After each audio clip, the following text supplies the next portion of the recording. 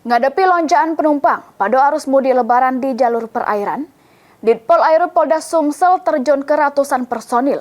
Selain itu, puluhan kapal juga disiagakan untuk pengamanan sama evakuasi di jalur yang dianggap rawan.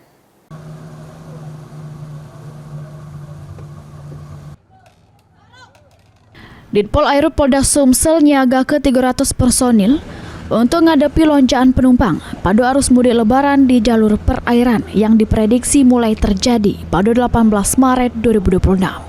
Personil tersebut bakal berjaga di 5 lokasi yang sudah dipetakan mengalami peningkatan jumlah pemudik, ialah Pelabuhan Bombaru, Pelabuhan Tanjung Api-Api, Pelabuhan Masyarakat Desa Sri Menanti, Dermaga Pasar 16 Ilir, serta di sekitaran perairan Sungai Musi.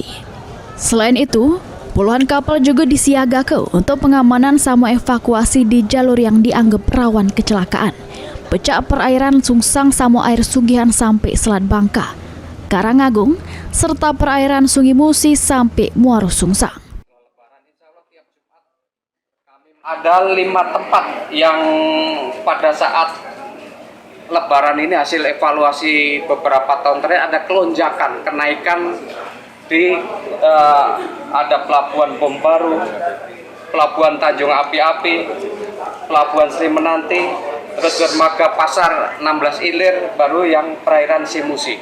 Tetapi juga kami antisipasi ada beberapa tempat yang hasil evaluasi kami ada beberapa kecelakaan. Penambahan personil juga bakal dilakukan amun terjadi lonjakan penumpang kapal yang signifikan, serta memastikan keamanan mudik di jalur perairan. Mulyadi, PAL TV.